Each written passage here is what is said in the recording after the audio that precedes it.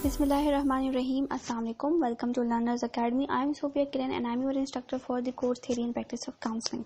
Today we will cover lesson number 41 which is about marriage and family counseling और हम continue करेंगे therapeutic approaches related to marriage and family counseling. So family counseling में basically number of reason के लिए की जाती है ताकि family structure और एक individual को ठीक किया जा सके जो भी उनके marital issues आ रहे हैं. अच्छा जी, इसका बेसिक पर्पस ये है to improve communication between family members and to de emphasise individual problem and emphasise the joint problem of family. Like individual के प्रॉब्लम्स को कम और फैमिली के प्रॉब्लम्स को ज़्यादा देखा जा सके. The concept of communication in family therapy इसकी पैथोलॉजी डेवलप हो जाती है जब इफेक्टिव कम्युनिकेशन नहीं होती फैमिली मेंबर्स में. ठीक है, जब वो एक दूसरे से डील नहीं कर पा रहे होते तो तब इश्यूज आते हैं. सो इट्स बेटर कि उनको एक हेल्दी कम्युनिकेशन तरीका सिखाया जाए जिससे वो अपना रिलेशनशिप को डील कर सके, उनको मेंटेन रख सके. Therapy works on correcting information and changing manners of feedback. ठीक है, and client family society get better output in terms of like family counselling जब होती है.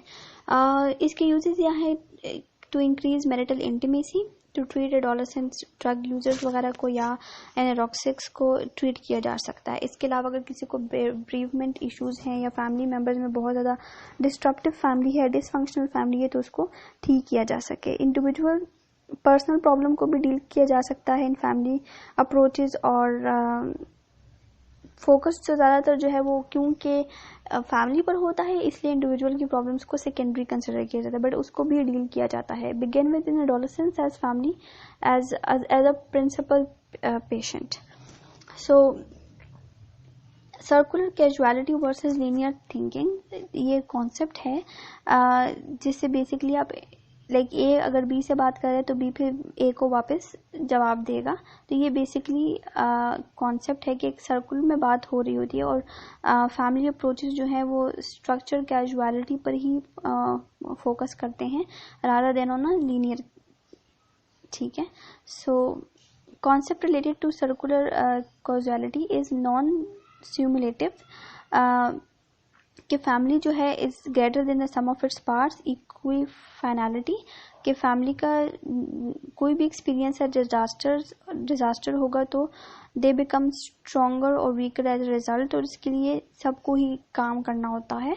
Communication is another very important aspect. Family rules explicit और implicit rules बनाने होते हैं जो कि रोल्स और एक्शंस और रिस्पॉन्सिबिलिटीज डिफाइन करनी होती है ताकि एक फैमिली गवर्न कर सके. इसके अलावा ह्यूमस्टेसिस मेंटेन करना होता है. लाइक एक balance between roles and actions के दरमियान होना ज़रूरी है. There are different forms of family therapy: psychoanalytic family counselling, behaviour family counselling, structure family counselling, strategic family counselling and solution focused family counselling.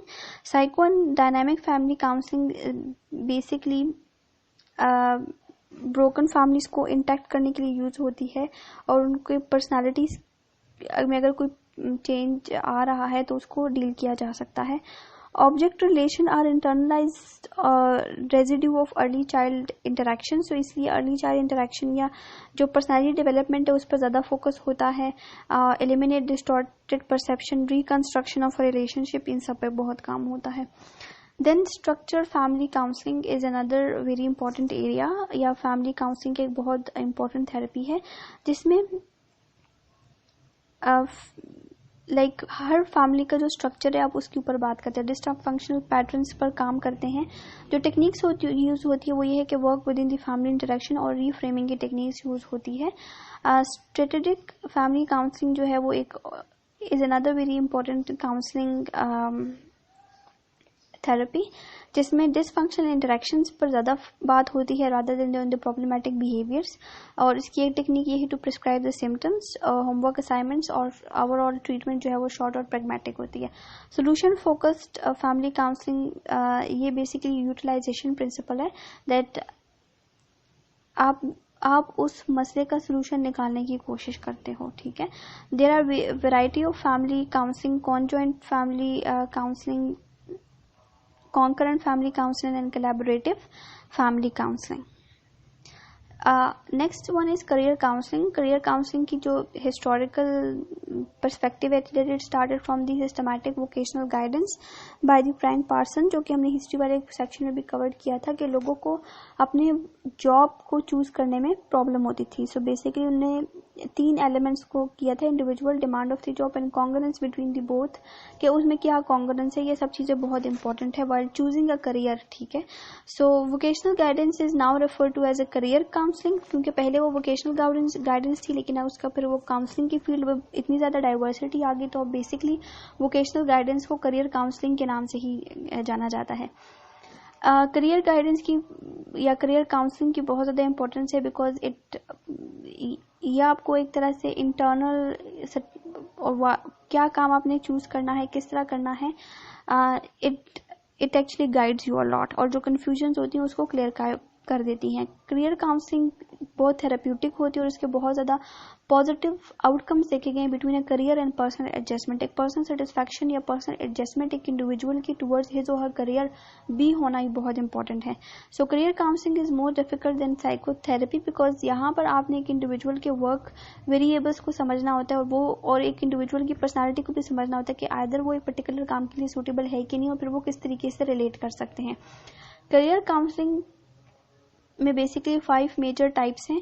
Trait factor approach, decision theory, situational approach, psychological personality based approach and developmental approach. This is the end of lecture. Thank you.